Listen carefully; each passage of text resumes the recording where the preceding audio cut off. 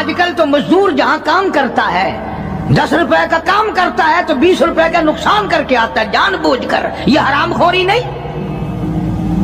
وہیں سے بچے پالنا، وہیں سے اپنا پیٹ پالنا اور وہیں مالک کا نقصان کرنا.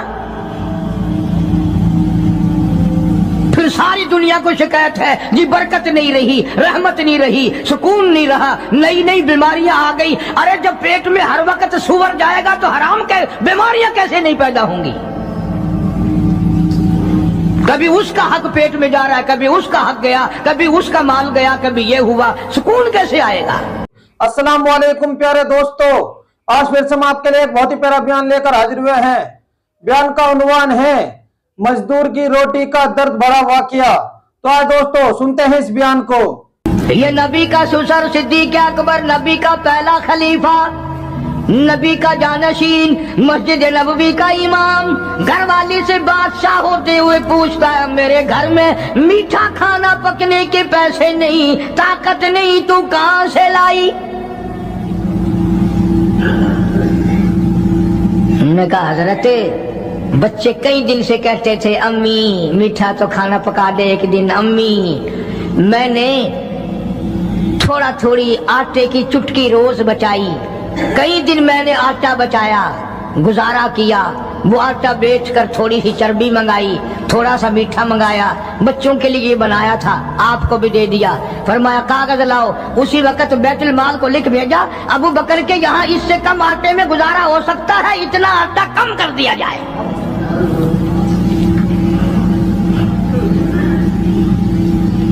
تم کیا جانو ابو بکر کون ہے؟ کبھی کسی بوڑھی نے، کبھی کسی بہو نے، کبھی کسی نے دھی نے کہا کہ آؤ آج ابو بکر صدیق کی نیاز پکاتے ہیں. نظر اللہ نیاز حسین. نبی کے یار کا نام نہ لینا کبھی بھی. امام الانبیاء محبوب کبریا حضرت محمد مصطفیٰ صلی اللہ تعالی علیہ وسلم نے فرما دیا او لوگوں، امت کے تمام لوگوں کا میں نے احسانات کا بدلہ چکا دیا، سب کے قرضے چکا دیے، سب کے لینے دینے میں نے برابر کر دیے. پر او میرے اللہ، ابو بکر کے احسانات کا بدلہ تو دے سکتا ہے، میں نہیں دے سکتا.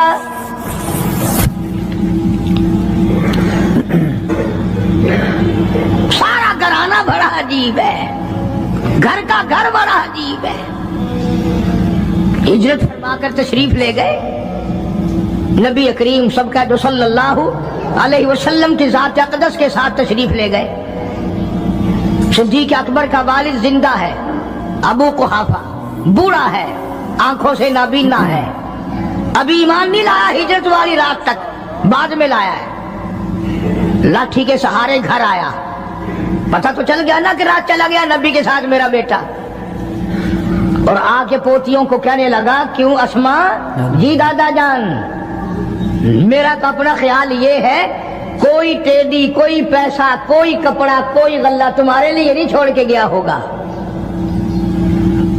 باوجود کافر ہوتے ہوئے اس وقت تک ابو بکر کا والد مسلمان نہیں، لیکن جانتا ہے کہ میرے بیٹے کو نبی کی اتنی محبت ہے، وہ اتنا قربان ہے، وہ اتنا پروانہ ہے اور اس قدر جانثار ہے، کوئی شے گھر میں نہیں چھوڑ کے گیا ہوگا.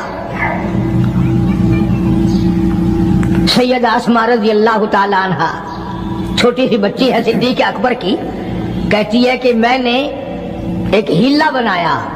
ہمارے یہاں دیوار میں ایک آلہ سا میرے والد نے بنا رکھا تھا، اس میں پیسے رکھتے تھے، تو میں نے وہاں یہ مٹی کے ٹوٹے ہوئے برتنوں کے ٹھپ پر ڈال دیے اور اوپر کپڑا ڈال دیا. اور میں نے اپنے دادا سے کہا نہیں دادا جان، اب کے تو ابا جی نے حد کر دی، بہت سارا مال ہمارے لیے چھوڑ کے گئے ہیں.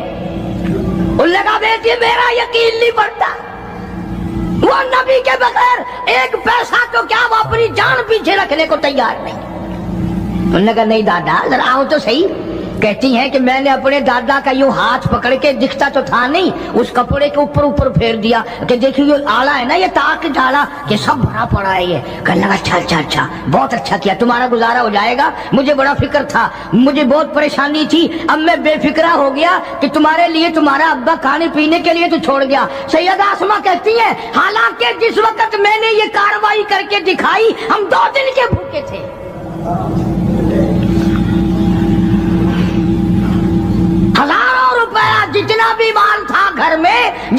کے ساتھ گئے سارا پلے باندھ کے لے گئے، نہ جانے کہاں کام آئے گا۔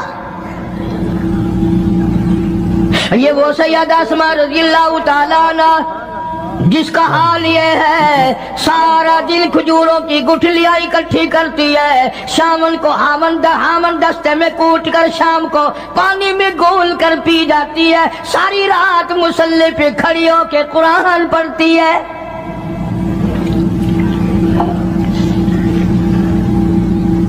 عجیب قسم کا گھرانہ ہے صدیق اکبر رضی اللہ تعالیٰ عنہ کا۔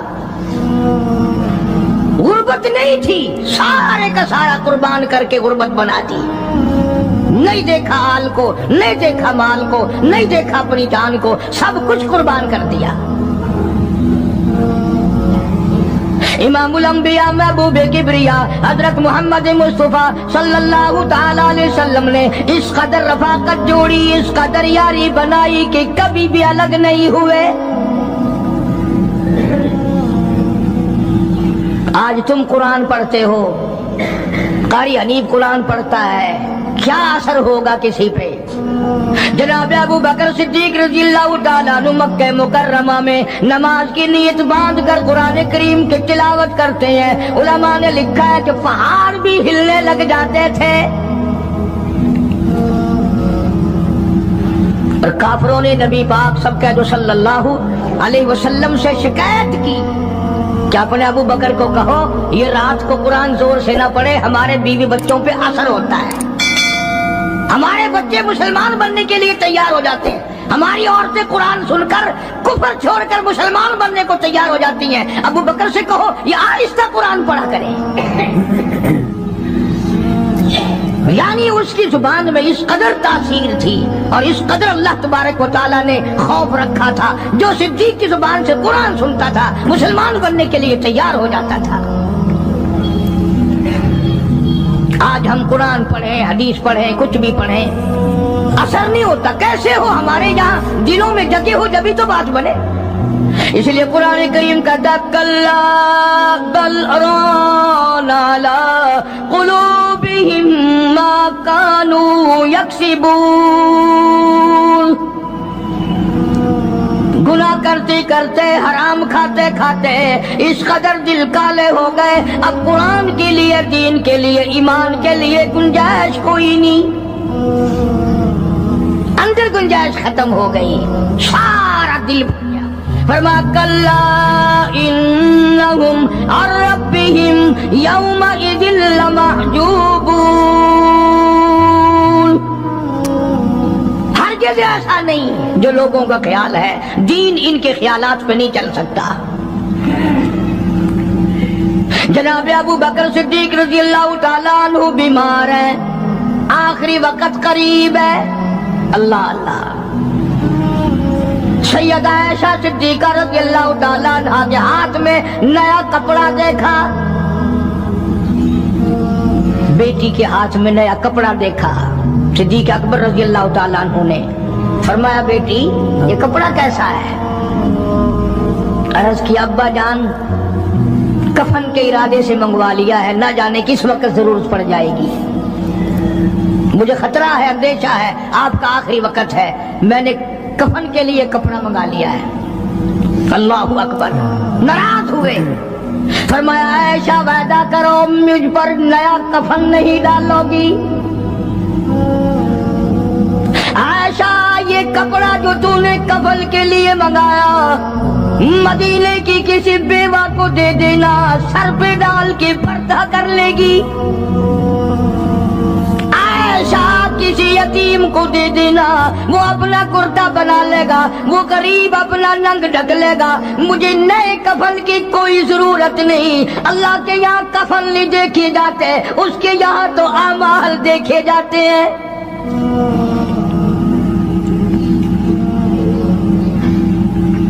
حضرت عائشہ رضی اللہ تعالیٰ عنہ نے اصرار کر دیا، ابا اجازت دے دو، اب تو میں نے منگا لیا ہے، اب تو میں نے منگا لیا ہے، دنیا کیا کہے گی؟ وقت کا حکمراں، وقت کا بادشاہ، نبی کا جانشین کو کفن بھی نہیں ملا۔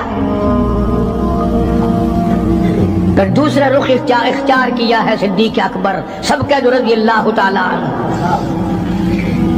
فرمایا عائشہ او میری بیٹی، نبی کریم صلی اللہ تعالیٰ علیہ وسلم کا آخری وقت تیری گود میں آیا، تیرے سامنے آیا، تو نے آقا مدنی صلی اللہ علیہ وسلم کا آخری وقت دیکھا.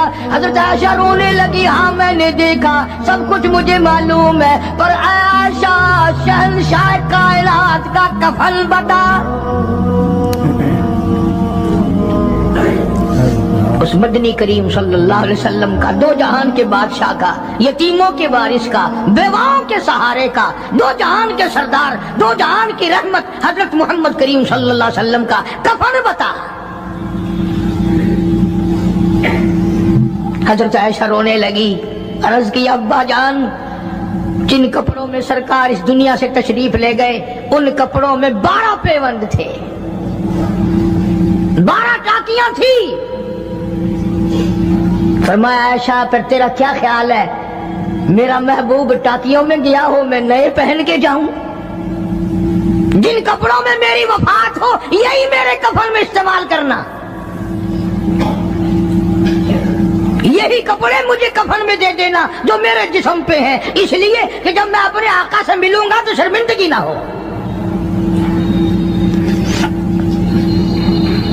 اور آج ذہن یہ ہے کہ میت کے کپڑے کو ہاتھ بھی نہ لگانا، پہننا تو درکنار، ہاتھ لگانے کو تیار نہیں، گھر میں رکھنے کو تیار نہیں. یوں لکڑی سے اٹھا کر پرے پرے پھینکتے ہیں، آگ لگاتے ہیں، نہلانے والے کو دے دیتے ہیں، وہ بھی نہیں پہنتا، یوں ہی گلیوں میں نالیوں میں پھینک جاتا ہے. نہ تیرا باپ مرا، جب تجھے نفرت ہے کپڑوں سے، مردہ نوانے والے کا وہ ماما لگتا ہے، وہ کیوں پہنے؟ عرض کرنے کا مقصد یہ کہ ان حضرات کی زندگی تو دیکھو.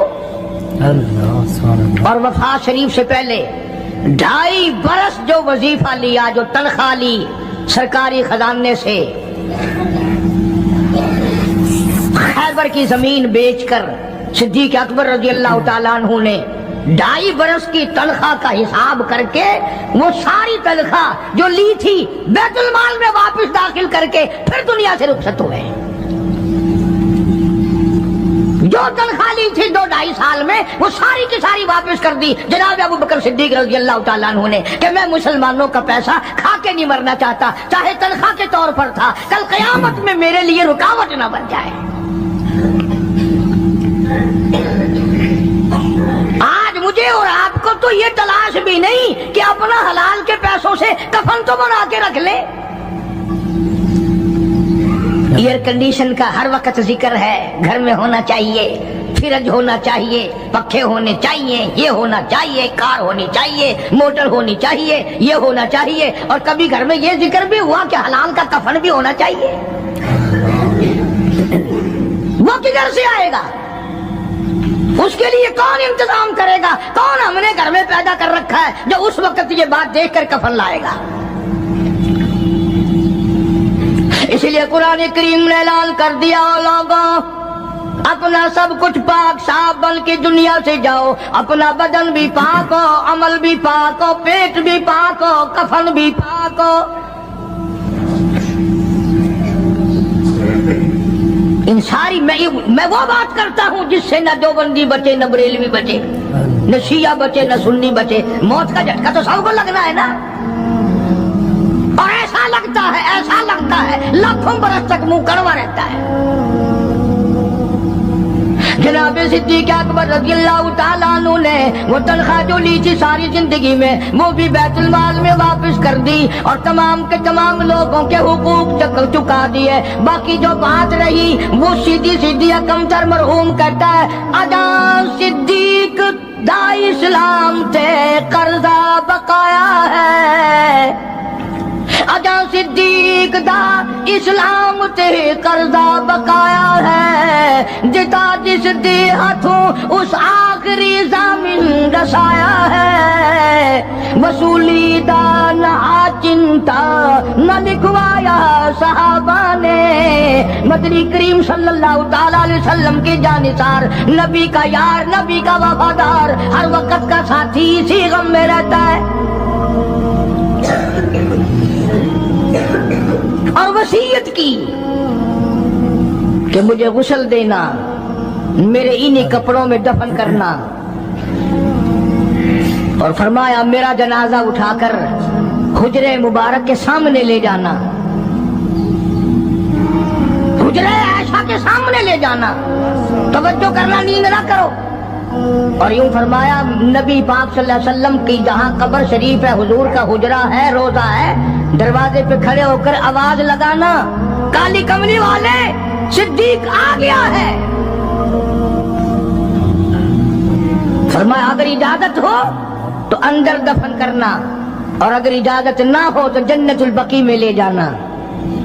علماء کہتے ہیں کہ جب میت کو جا کر کے روضہ اقدس صلی اللہ علیہ وسلم کے سامنے رکھا اور آواز لگائی تو دروازہ خود بخود کھل گیا، اور آواز آئی دیر نہ کرو، محبوب کو محبوب سے ملا دو۔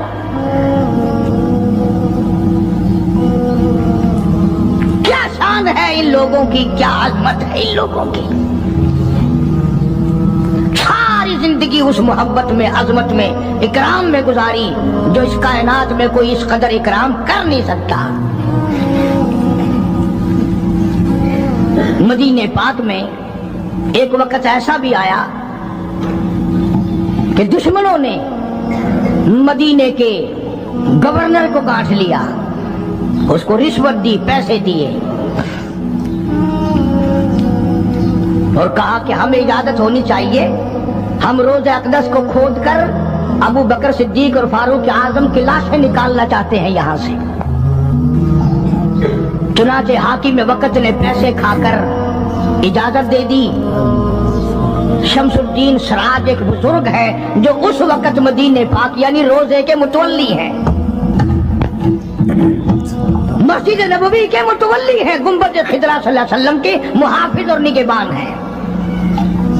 وہ فرماتے ہیں کہ رات آتی جب گزری تو کنڈی کھٹکی مسجد کی، میں نے کنڈی کھول دی تو مجھے حکم ملا کہ تم خاموش رہو، اگر آواز نکالو گے سر اتار دیا جائے گا۔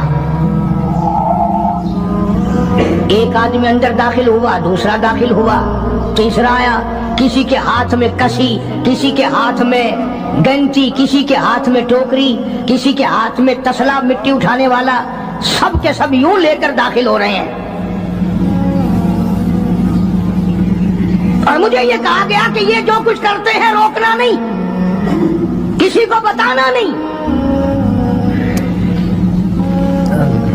شمس الدین سراج بزرگ رحمت اللہ علیہ کہتے ہیں وہ جب 40 کے 40 اندر داخل ہو گئے، پچھلے نے مجھے اشارہ کیا دروازہ بند کر دے، اب کسی اور کو اندر نہ آنے دینا۔ وہ اللہ والا کہتا ہے مجھے بتا تو دیا گیا تھا دونوں جلیل القدر صحابہ حضرت شیخین کی بے ادبی کریں گے، قبر کھودیں گے، ان کی میت نکالیں گے۔ فرماتے میں نے دروازہ بند کر دیا، میں سجدے میں گر گیا، مولا او میرا بس نہیں، میرا کوئی چارہ نہیں، میری حکومت نہیں، میری فوج نہیں، میرا لشکر نہیں، میرے پاس توپ نہیں، میرے پاس لشکر نہیں، او میری مولا میں نے سنا ہے جیسے نبوت کا محافظ تو ہے، اسی طرح صدیق کی صداقت کا، فاروق کی عدالت کا بھی تو ہی نگہبان ہے۔ مولا میری موت بھیج دے، میں نہ دیکھوں۔ شمس الدین سراج بزرگ کہتا ہے کہ اللہ کا حکم ہوا، میں نے بھی دعا تو کی تھی رو رو کے، میرے دیکھتے دیکھتے، توجہ کرنا لفظ سمجھو، میرے دیکھتے دیکھتے مسجد نبوی میں زمین پھٹی اور بغیر ٹوکریوں کے، بغیر سامان کے 40 کے 40 کو زمین نگل گئی۔ اللہ تم سب کو مدینے پاک جانا نصیب فرمائے۔ وہ جو قالین بچھے ہوئے ہیں نا، کسی پرانے عرب سے اب بھی پوچھ لینا، لمبا کالا کالا نشان لگا ہوا ہے، یہ نشانی ہے کہ وہ کالے جو تھے نا اندر کے کالے، وہ سب یہاں کا رکھ ہوئے ہیں، یعنی خدا صدیق اکبر کا، فاروق اعظم کا، نبی کے یاروں کا اتنا بڑا محافظ ہے، جو بدنیت سے آئے تھے ان سب کو زمین نگل گئی۔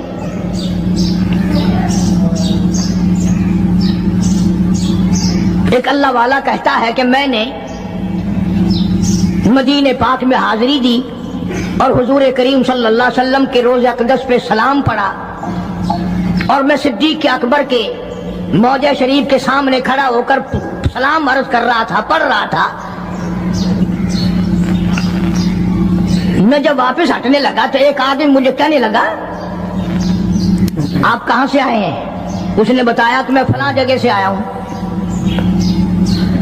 कि आप बड़े नेक आदमी मालूम होते हैं, बड़ा अच्छा सलाम पढ़ रहे थे, तारीफ अच्छी कर रहे थे, मेरे यहाँ खाना खाने चलो।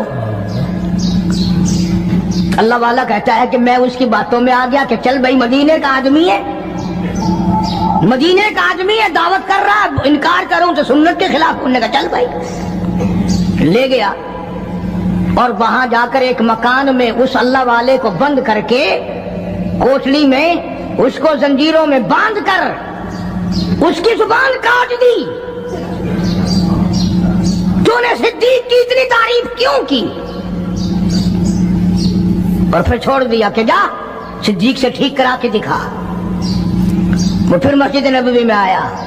वो खुद बयान करता है कि मैं रोज़े अक़दस सल्लल्लाहु अलैहि वसल्लम के सामने खड़ा होकर रो पड़ा, काली कमली वाले, तेरे यार की तारीफ की, मेरी जुबान कट गई। रियाजुल जन्ना में बैठ कर रोता रहा, दुआ करता रहा। और वो जो जुबान काट के अलग की थी, वो भी उसके हाथ पे रख दी थी उस काटने वाले ने।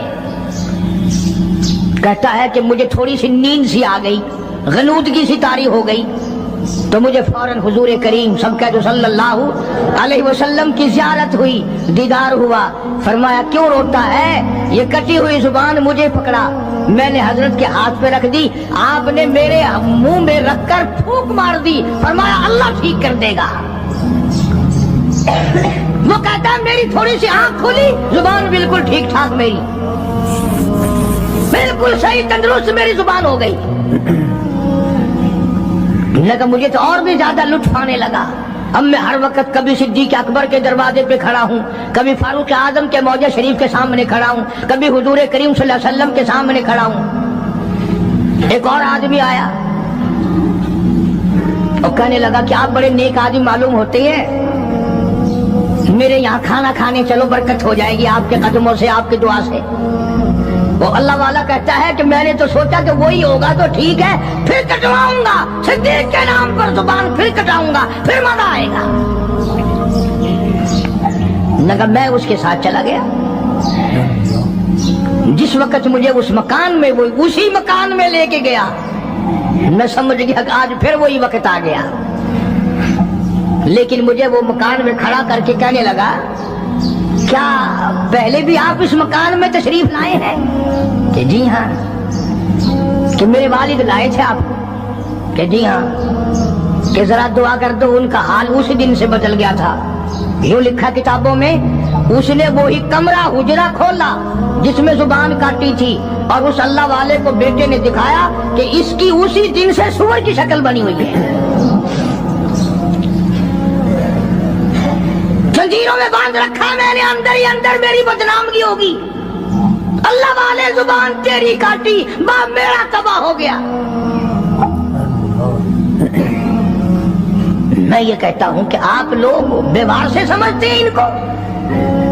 जो चाहता है वो सिद्दीक को बकवास करता है, जो चाहता है वो फारूक को बकवास करता है, और ये व्यवहार से नहीं, इनके वारिस ने तो इनको अपने पास ही सुलाया हुआ है,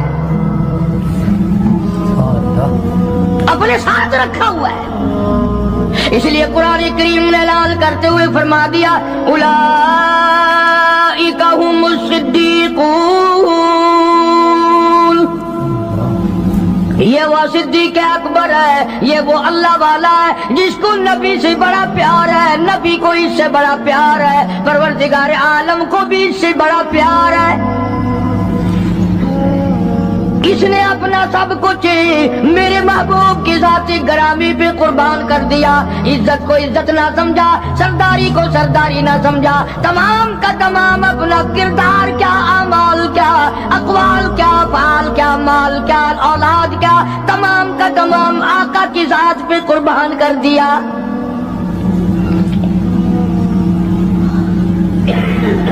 ये तो इतना गैरत वाला घराना है, یہ تو اتنا شرم والا گھرانہ ہے. حضرت عائشہ صدیقہ سب کا رضی اللہ تعالی عنہا فرماتی ہے میں نے خواب دیکھا، میں نے ایک خواب دیکھا حضور کریم صلی اللہ علیہ وسلم کی زندگی میں ہی. آسمان سے چاند اترا اور میرے حجرے میں آ گیا. پھر دوسری مرتبہ چاند آسمان سے اترا، پھر میرے حجرے میں آ کے چھپ گیا. پھر تیسری مرتبہ چاند اترا، میرے حجرے میں آ کے چھپ گیا. حضرت عائشہ فرماتی ہیں رضی اللہ تعالیٰ عنہ میں نے حضور کریم صلی اللہ علیہ وسلم سے عرض کیا آقا میں نے یہ خواب دیکھا ہے. فرمایا تعبیر اس شرط پہ بتاؤں گا کہ میرے ہوتے ہوئے میری حیات میں کسی کو نہیں بتاؤں گی. فرمایا میں نہیں بتاؤں گی. حضور نے فرمایا عائشہ یہ تیرا حجرہ ہے، پہلا چاند اس میں آؤں گا، دوسرا چاند ابو بکر آئے گا، تیسرا چاند فاروق اعظم یہی آئے گا. حدیث کی ساری کتابوں میں موجود ہے. حضور کریم صلی اللہ علیہ وسلم کا ارشاد ہے اگر عائشہ صدیقہ نہ ہوتی دین ناقص رہ جاتا، ادھورا رہ جاتا. یہ تو دین کو کامل کرنے والا گھرانہ ہے. عبداللہ ابن مسعود رضی اللہ تعالیٰ عنہ اور عبداللہ ابن عباس رضی اللہ تعالیٰ عنہما یہ جلیل القدر محدث ہیں، مفسر ہیں. دونوں کہتے ہیں جتنا علم ساری امت کو ملا اتنا علم اکیلا ہماری اماں عائشہ صدیقہ کو ملا. سارے صحابہ مسائل پوچھنے کے لیے عائشہ صدیقہ کے دروازے پہ آیا کرتے تھے. خود حضور نے جو فرما دیا عائشہ کے بغیر دین کامل نہیں، عائشہ نہ ہوتی دین ناقص رہ جاتا. آدھا دین عائشہ سے پورا ہوا. تم تو اتنا بھی پیار نہیں کرتے کہ اپنی بیٹیوں کے نام ہی نبی کی گھر والیوں کے ناموں پہ رکھو، نبی کی بیٹیوں کے ناموں پہ رکھو. فلمی کنجریوں کے نام تمہیں بڑے پیارے لگتے ہیں. ہاں اللہ نیتوں کو دیکھ نہیں رہا. خانم فلانی خانم، اور پھر تھوڑے دنوں کے بعد جب وہ دم خم ہوتی ہے پھر روتے پھرتے ہیں پتہ نہیں یار کہاں چلے گی، کالج گئی تھی مڑ کے آئی نہیں. کیسے آئے؟ یہ جو جلوس بلوس نکالتی پھرتی ہے نا ان میں ایک بھی مسلمان گھر کی عورت نہیں ہے. تحقیق کر کے دیکھو یا یہودیوں کی نسل ملے گی یا عیسائیوں کی نسل ملے گی. مسلمان عورت ہو یا مرد ہو وہ یہ تھوڑی کہہ سکتے کہ ہم نہیں اسلام کو مانتے، ہم نہیں ایمان کو مانتے، ہم نہیں قرآن کو مانتے. اور تم نے مانا کب تھا؟ تم تو وہ بے ایمان ہو جنہوں نے انگریز کے گھوڑوں کی لیج چاٹ چاٹ کر مسلمانوں سے غداری کی اور انگریزوں کے ساتھ وفاداری کی. یہ جو تمہیں بڑے بڑے نظر آتے ہیں نا بنگلے کے جاگیر کوٹھیاں، یہ سارے مسلمان اور قرآن کے غدار ہیں. صحابہ اکرام کی زندگی دیکھو کہ جو تنخواہ معمولی سی لی اتنی لی کہ جس میں میٹھا دلیا بھی نہ پک سکے وہ بھی واپس بیت المال میں داخل کر کے دنیا سے رخصت ہوئے. یہ تو ایسے تقوی کے مالک تھے صحابہ اکرام. تو سیدنا فاروق اعظم سب کا رضی اللہ تعالیٰ عنہ یہ پوتا پاس کھڑا ہے، حضرت عمر کا پوتا.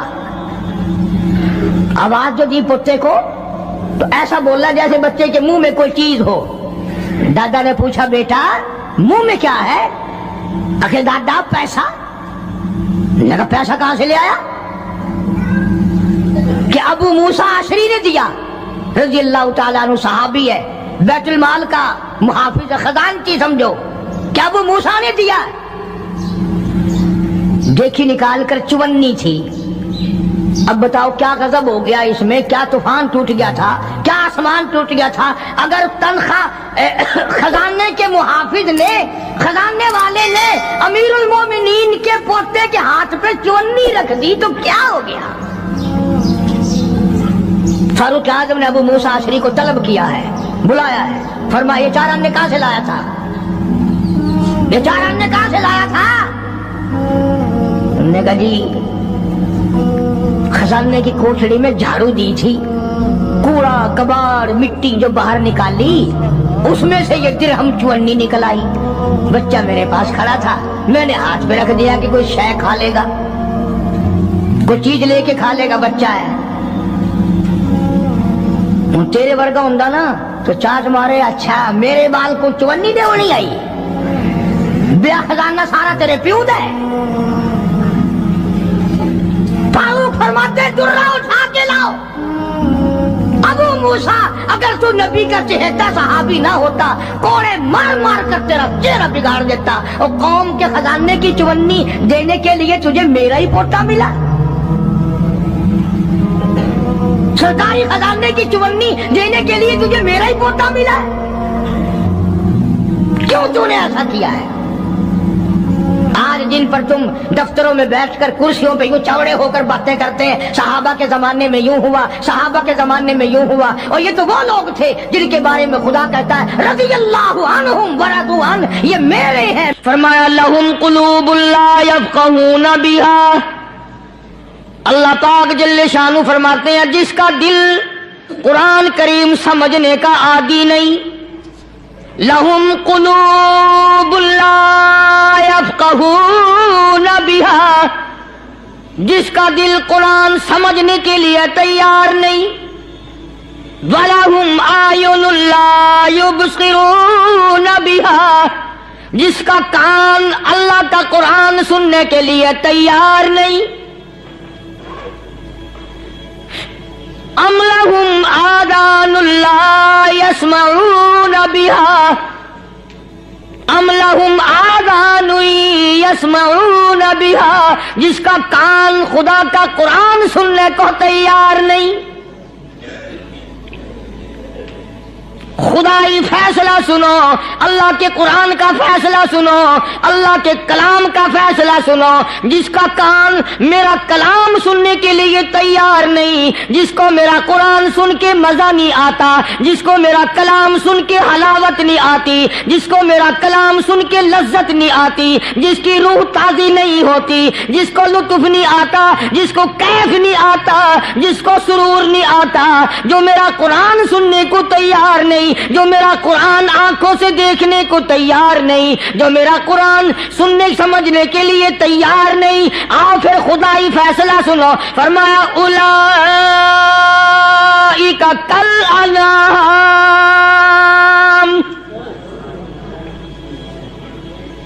میرا فیصلہ نہیں, کسی پارٹی کا فیصلہ نہیں, کسی فرقے کا نہیں, کسی طبقے کا نہیں, کسی جماعت کا نہیں. فرمایا اولئک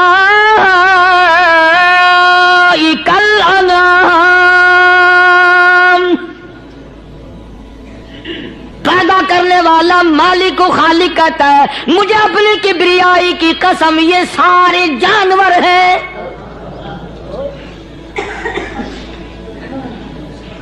یہ سارے کے سارے جانور ہیں, یہ درندے ہیں جو ایک دوسرے کو چیر پاڑ کر کھاتے ہیں, یہ درندے ہیں جو ایک دوسرے کا خون پیتے ہیں. فرمایا بل ہم اضل, جانوروں سے بھی بدتر.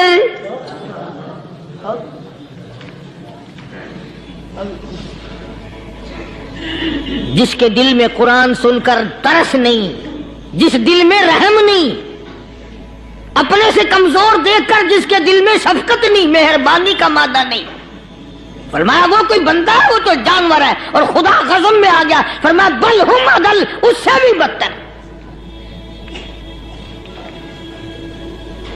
اللہ والے جو ہیں وہ ان خصلتوں کو دور کراتے ہیں, اور وہ آدمی کے مزاج اور دل میں سے ایسی چیزیں نکالتے ہیں جو اس کی بربادی کا ذریعہ بنتا ہے.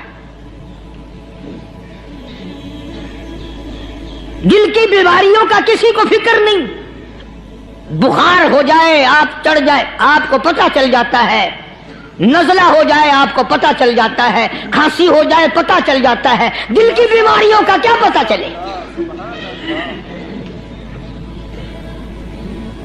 صحابہ اکرام رضوان اللہ تعالی علیہم اجمعین کی جماعت کے اللہ پاک کے محبوب حضرت محمد الرسول اللہ صلی اللہ تعالی علیہ وسلم نے دلوں کی صفائی کی.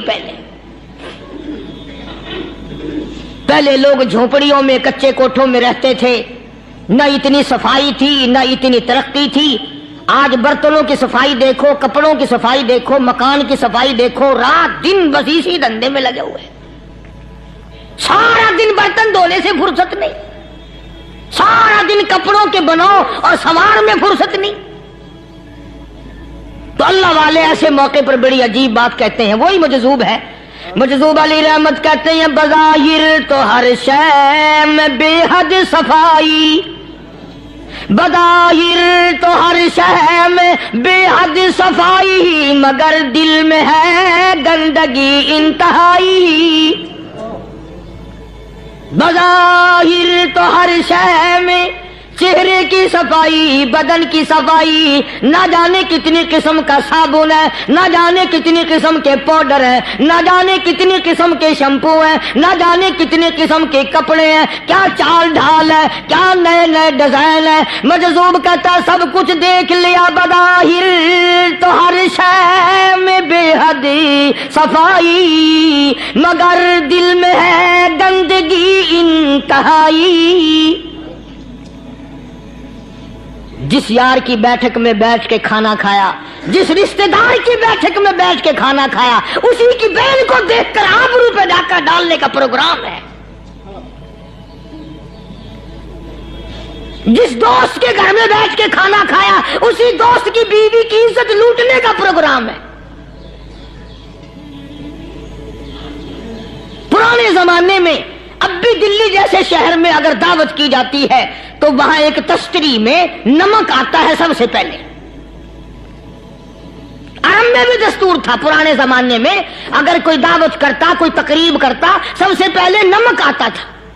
ایک ایک انگلی ہر شخص نمک چاٹتا تھا۔ کیا مطلب؟ جس نے نمک چاٹ لیا اب وہ نمک حرامی نہیں بنے گا۔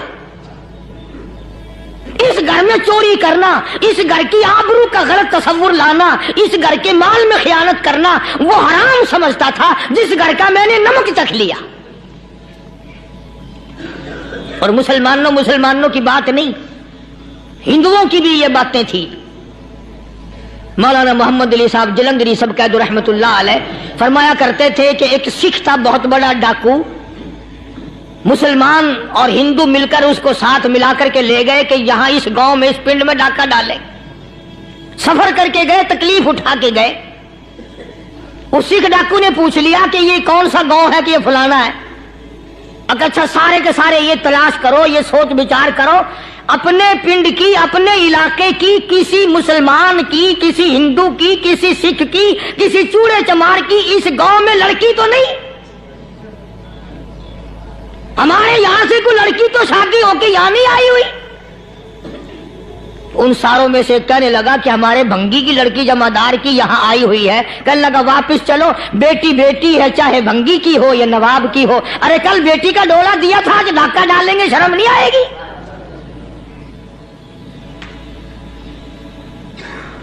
آج وہ تصور کہاں چلے گئے؟ اور ہم سب روتے پھرتے ہیں، سکون نہیں، سکون نہیں، اطمینان نہیں۔ ارے اطمینان آئے گا کیسے؟ ہمارے دل بے ایمان ہے، نیتیں خراب ہے، آئے گا کہاں سے؟ صحابہ کرام رضوان اللہ تعالی علیہ مجمعین کی جماعت نے اس قدر اس بات پہ محنت کی اور کوشش کی کہ غلط لقمہ بھی پیٹ کے اندر نہ چلا جائے۔ چنانچہ میں اعلان کہتا ہوں، 1,29,000 صحابہ کرام، کالی کملی والے کے دیوانے اور پروانے، حضور کے یار جانثار، حضور کے ساتھ پھاقا کھانے والے، پھاقوں مرنے والے، پتھر کھانے والے، اپنے بچوں کے ٹکڑے ہوتے ہوئے دیکھ کر لا الہ الا اللہ محمد الرسول اللہ کی صدا بلند کرنے والے صحابہ کرام کا یہ حال تھا۔ پیدل سفر کر کے جاتے تھے یہودی عیسائی، شام نکل گئے، فلسطین نکل گئے، ہندوستان آ گئے، 2 سال لگ جاتے تھے، اپنی جوان بیٹیوں کو مسلمانوں کے گھروں میں چھوڑ کے آ جاتے تھے۔ کبھی نگاہ نبوت نے جن کو رنگ دیا تھا، کبھی کسی صحابی پہ ذرہ برابر الزام نہیں لگا۔ ان یہودیوں کا، ان عیسائیوں کا یہ عقیدہ تھا کہ محمد صلی اللہ علیہ وسلم کے جو غلام ہیں، ان کی نگاہ بھی پاک ہے، ان کے دل بھی پاک ہیں، ان کے ارادے بھی پاک ہیں، ان کے ہاتھ بھی پاک ہیں۔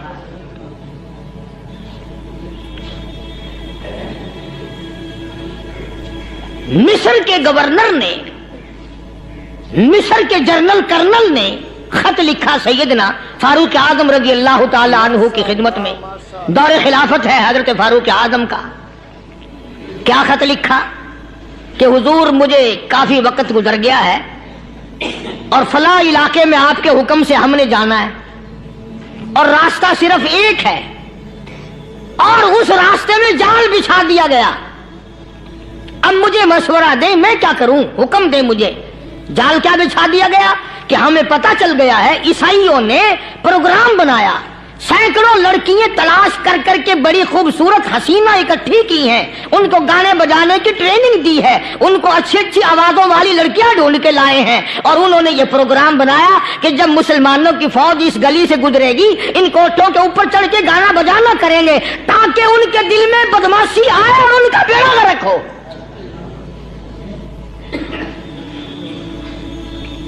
कभी काफिर का यह अकीदा था कि मुसलमान का दिल बिगड़ा तो ये गया, इसकी नीयत में खराबी आई और ये तबाह हुआ। जनाबे फारूक आज़म रज़ियल्लाहु ताला अन्हु ने उसे ये खत ने लिखा कि तू कुरान पढ़ा कर, तू नफिल पढ़ा कर। अमीर अल-मोमिनीन खलीफतुल मुस्लिमीन सैयदना फारूक आज़म रज़ियल्लाहु ताला अन्हु ने अपने जनरल कर्नल को खत लिखा कि इसमें लंबी चौड़ी फिक्र की कोई बात नहीं, इसमें कोई परेशानी वाली बात नहीं, कोई सोचो विचार वाली बात नहीं। सारे तेरी फौज में, तेरी कमान में मुसलमान है, सबको इकट्ठा कर ले, सारों को इकट्ठा करके कुरान करीम के सूरत नूर की 2 आयतें सुना दे।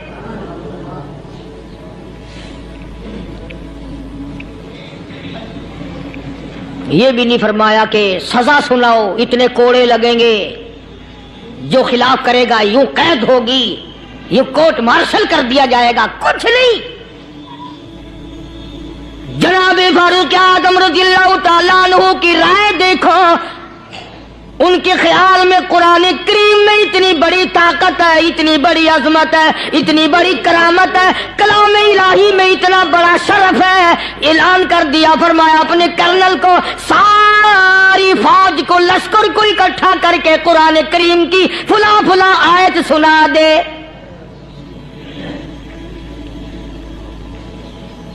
और उसके बाद बेधड़क फौज को, लश्कर को उसी रास्ते से गुजार के ले जा, बेधड़क ले जा। हाय, कभी कुरान की 2 आयतों से काम बन जाता था, अब सारे कुरान से मेरा तेरा काम नहीं बनता। कसूर कुरान का नहीं है, ये मेरा तेरा है। ये तो इतनी वफादार कलाम है, इतनी पाक कलाम है, खुदा की कसम। हजारों रजिस्टरों के गत्ते, हजारों चाय के डब्बे, हजारों मिठाई के डब्बे, लाखों करोड़ों दवाइयों के डब्बे गंदे नालों पे, कूड़ियों पे, रूड़ियों पे पड़े हैं। और जिस गत्ते ने कुरान के साथ यारी लगा ली, खुदा की कसम कोई आदमी बगैर वुजू उस गत्ते को भी हाथ नहीं लगा सकता। हजारों नहीं, लाखों कपड़े मार्केट में पड़े, पर जिस कपड़े ने कुरान से यारी लगा ली, जो कपड़ा जुस्दान बनकर कुरान पे चढ़ गया, लोग उसको भी चूमते हैं और चूमना चाहिए। यारो, कपड़े ने कुरान से यारी लगाई तो कपड़ा अजमत वाला बन गया, गत्ते ने यारी लगा ली तो गत्ता बन गया। हजारों किस्म के कागजात रोजाना जलील होते फिरते हैं, जिस कागज पे कुरान लिखा गया वो अजमत पा गया, जिस स्याही से कुरान लिखा गया वो स्याही अजमत वाली बन गई। अरे अगर मुसलमान कुरान को अपने अंदर पैदा कर ले, उसकी अजमत को बसा ले, उसको अपना लाहे अमल बना ले, उसको अपने सर पे रख ले, तो क्या ये बंदा कुरान के साथ वफादारी करे तो कुरान, क्या ख्याल है, कुरान बेवफाई कर देगा? यकीन नहीं, यकीन असल बात इत्काद की है। यकीन का तो यह आलम बना हुआ है कि अगर कोई चोरी का मामला हो जाए और किसी पर शुभ हो, अगर उसे कहो कि कुरान उठा दे तो देर नहीं लगाएगा, और अगर कहे कि फलानी खानगाह का कुंडा मार दे, तो ये काम मैं नहीं करता। खानगाह के कुंडे में ईमान है, कुरान पे ईमान नहीं। उस पर यकीन है कि पीर अंधा कर देगा, और यहां यकीन नहीं कि जिस खुदा ने पैदा किया, अगर मैंने झूठा कुरान उठाया तो वो बर्बाद कर देगा।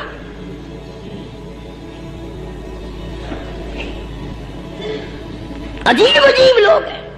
चुनाचे मिस्र के कर्नल ने, मिस्र के जर्नल ने सारी फौज को इकट्ठा कर लिया। उसने भी ये बात तो नहीं कही कि फारूक आजम को दोबारा खत लिखता कि हजरत ये तो 2 आयतें आपने लिखी, ये तो सारा कुरान रोज पढ़ते हैं, पर बनेगा क्या? जैसे फारूक आजम का यकीन था, फारूक आजम की फौज के कर्नल का भी यकीन है, फारूक आजम के फौज के जनरल का भी यकीन है। उसने सारी फौज को इकट्ठा किया, लश्कर को जमा किया और उसके बाद कहने लगा कुल्लिल मुमिनीन यगुद्दू मिन अबसारिकुम व यहफज़ू फुरूजहुम ज़ालिका अज़का लहुम इन्नल्लाह खबीरुम बिमा यसनऊन। ओ लोगों, खुदा तुम्हें कहता है अपनी आंखों की हिफाजत करो। अगर तुम्हारी नजरें गलत जगह पड़ी, अपनी इज्जत की हिफाजत करो, अपनी आबरू की हिफाजत करो।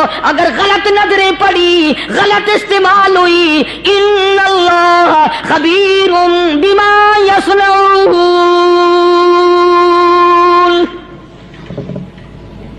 अल्लाह पाक तुम्हारे साथ साथ है, वो हर चीज को देखता जाएगा, वो हर चीज तुम्हारी देखेगा। चुनाचे तारीख शाहिद है, इब्ने हशाम ने लिखा है, इब्ने खुल्दून ने लिखा है और कई मुअर्रिखीन ने लिखा है कि जब मुसलमान जर्नल ने, मुसलमान कर्नल ने अपनी फौज को कुरान की 2 आयतें सुनाई और इसके बाद हुक्म दिया चलो, तमाम का तमाम लश्कर चल रहा है। उधर ढोल बजा, धमाके बजे, गाना शुरू हुआ, गाना बजाना शुरू हुआ, सारी फौज निकल गई, सारा लश्कर चला गया। लड़कियों ने देखा कि ये तो खत्म हो गए, नीचे आवाज दे के कहने लगी और जाने वालों ये सारी फौज कई अंधों की फौज तो नहीं।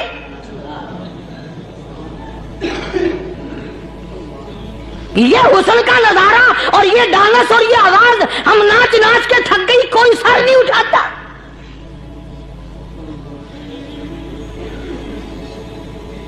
और आज देख लें आप, हर घर के ऊपर वो लगा हुआ है एरियल, लानत का एरियल लगा हुआ है, लानत का एरियल। हाजियो तुम क्या कहते हो कि हमारे घर का इसमें क्या बिगड़ेगा? खुदा की कसम वो बिगड़ता है, वो दीमक लगती है, वो तबाही फिरती है, तुम्हें पता भी नहीं चलता। तुमने क्या सोच रखा है? मुसलमान कर्नल के हुक्म पे सारी फौज निकल गई। नाचने वाली गाने वाली लड़कियां ईसाइयों की हैरान है, क्या हुआ? लाखों की तादाद में फौज गुजर गई, कोई निगाह उठा के नहीं देखता। एक मुसलमान सिपाही गुजरता गुजरता नीची नजरें किए किए कहने लगा सर कैसे उठाए, निगाह कैसे कोई उठाएगा? ये सारे के सारे अल्लाह का कुरान सुनकर आए हैं।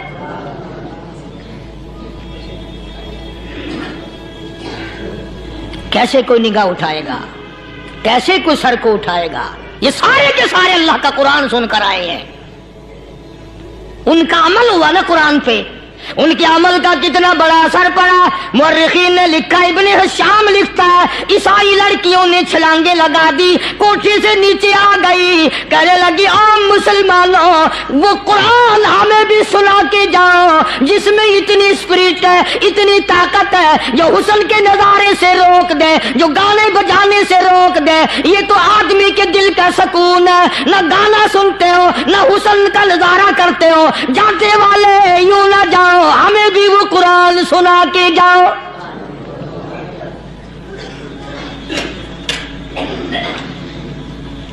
उस कुरान में कितनी बड़ी ताकत है, वो कितनी अजमत होगी उसमें, उस कलाम में कितनी बरकत होगी, जिस कलाम में ये तासीर है कि वो ऐसी ऐसी चीजों से रोक देता है। चुनाचे एक मुसलमान सिपाही चलता भी जाता है और कहने लगा वकुल्लिल मुमिनीन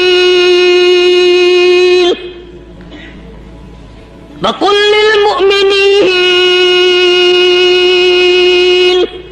कुरान की आयत पढ़ के सुनाई। सैकड़ों नहीं बेशुमार लड़कियां एक मुसलमान की जुबान से अल्लाह का कुरान सुन के कहने लगी और जाने वालों छोड़ के ना जाओ, हमें भी कलमा पढ़ाओ। माशा अल्लाह, सुबहान अल्लाह। तो दोस्तों, बहुत ही खूबसूरत बयान था, बहुत ही प्यारा बयान था, बहुत ही अच्छा बयान था।